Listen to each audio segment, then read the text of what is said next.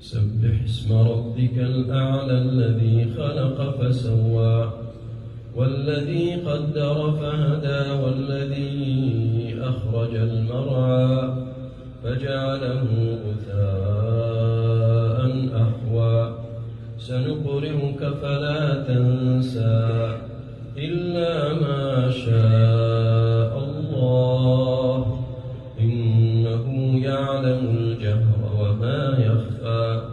ونيسرك لليسرى فذكر إن نفعت الذكرى سيذكر من يخشى ويتجنبها الأشقى الذي يصلى النار الكبرى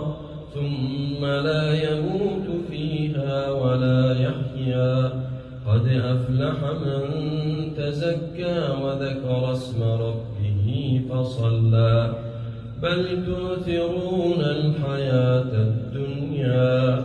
والآخرة خير وأبقى إن هذا لفي الصحف الأولى